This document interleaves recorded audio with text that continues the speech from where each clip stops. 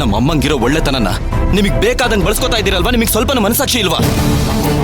ಹೇಳಕ್ ಹೋದ್ರೆ ನೀವು ನಮ್ಮಮ್ಮ ಇಬ್ರು ರಕ್ತ ಹಂಚ್ಕೊಂಡು ಹುಟ್ಟಿರೋರು. ಯಾಕೆ ನಮ್ಮಮ್ಮನ ಗುಣ ನಿಮಗೆ ಕಿಂಚಿತ್ತೂ ಬಂದಿಲ್ಲ? ನಮ್ಮಮ್ಮ ಏನ್ ಬೇಕಾದ್ರೂ ಕೇಳ್ತಾಳೆ ಅಂತ ಅವಳು ನಂಬಿಕೆ ಕೊಳ್ಳಿ ಇಟ್ಬಿಟ್ರಲ್ಲ ನೀವು. ಮಾತಾಡ್ಬೇಡಿ ನೀವು. ನಮ್ಮಮ್ಮನ ಪ್ರೀತಿನ ಬಳಸ್ಕೊಂಡು ಅವಮಾನ ಮಾಡ್ಬಿಟ್ರಿ ಅವಳಿಗೆ.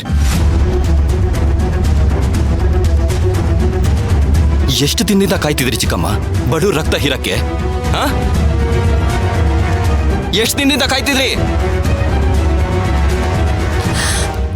ಸಾಕು ಅಗಸ್ತ್ಯ, ನನ್ಗೂ ಸ್ವಲ್ಪ ಮಾತಾಡೋದಕ್ಕೆ ಅವಕಾಶ ಕೊಡು. ಮಾತಾಡಿ ಉಪಯೋಗ ಇಲ್ಲ ನಿಮಗೆ. ತಪ್ಪಿಗೆ ಶಿಕ್ಷೆ ಆಗ್ಲೇಬೇಕು. ಅಮ್ಮ, ಅಪ್ಪ ಏನಾದ್ರೂ ಇದ್ದಿದ್ರೆ ಇವ್ರು ಮಾಡಿದ ತಪ್ಪಿಗೆ ಏನು ಶಿಕ್ಷೆ ಕೊಡ್ತಿದ್ರು?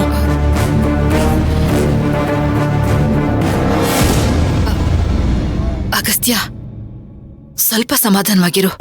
ನೋಡು, ಈ ಸಮಸ್ಯೆನ ಸ್ವಲ್ಪ ನಿಧಾನವಾಗಿ ಕೂತ್ಕೊಂಡು ಬಗೆಹರಿಸೋಣ. ನನ್ನ ಪ್ರಶ್ನೆಗೆ ಇದು ಉತ್ತರ ಅಲ್ಲ ಅಮ್ಮ.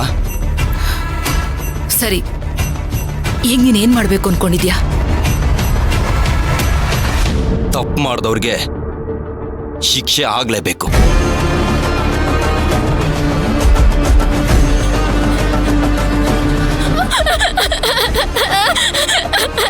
ನಂಬಿಕೆ ದ್ರೋಹಕ್ಕೆ ಕರುಣೆ ಅನ್ನೋ ಕಾರಣನೇ ಇಲ್ಲ.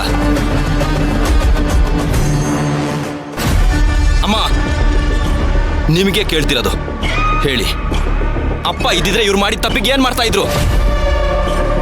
ಅವ್ರಿದ್ದಿದ್ರೆ ಗೊತ್ತಿದ್ದು ತಪ್ಪು ಮಾಡಿದವ್ರ ನೆರಳು ಕೂಡ ಹತ್ರ ಸೇರಬಾರ್ದು ಅಂತ ಜೊತೆಗಿರೋ ಅವಕಾಶನೇ ಕಿತ್ಕೊಳ್ತಿದ್ರು. ಮತ್ತೊಂದು ಅವಕಾಶ ಕೊಡ್ತಾ ಇರ್ಲಿಲ್ಲ.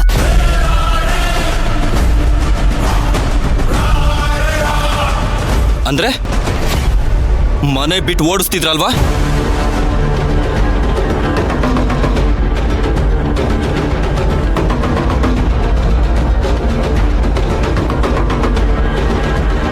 ಊರಿನ ಜನಗಳ ವಿಷಯಕ್ಕೆ ಯಾರೇ ಬಂದ್ರು ರಾಯರು ಅದನ್ನ ಸಹಿಸ್ತಿರ್ಲಿಲ್ಲ.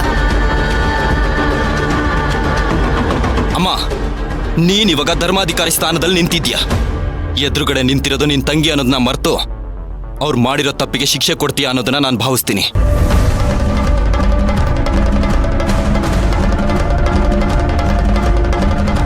ಮತ್ತೆ ಇದ್ರಲ್ಲಿ ನಿನ್ ತೀರ್ಮಾನನೇ ಅಂತಿಮ.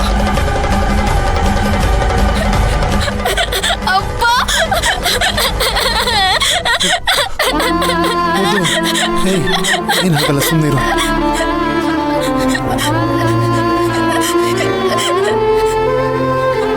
ಅಗಸ್ತ್ಯರೇ. ಚಿಕ್ಕಪ್ಪ, ಇವಾಗ ಮಾತಾಡ್ಬೇಕಾಗಿರೋದು ಧರ್ಮಾಧಿಕಾರಿ ಸ್ಥಾನದಲ್ಲಿ ನಿಂತಿರೋ ಅಮ್ಮ ಮಾತ್ರ.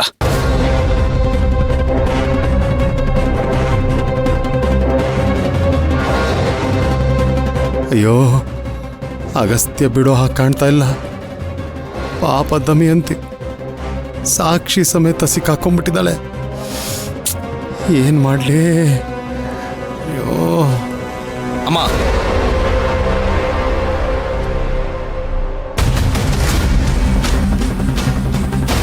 ದಮಯಂತಿ ಮಾಡಿರೋ ಅಕ್ಷಮ್ಯ ಅಪರಾಧಕ್ಕೆ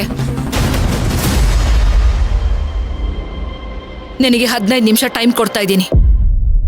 ಅಷ್ಟರಲ್ಲಿ ನಿನ್ನ ವಸ್ತುಗಳನ್ನೆಲ್ಲ ಪ್ಯಾಕ್ ಮಾಡಿಕೊಂಡು ಈ ಮನೆಯಿಂದ ಹೋಗೋದಕ್ಕೆ ಸಿದ್ಧವಾಗು.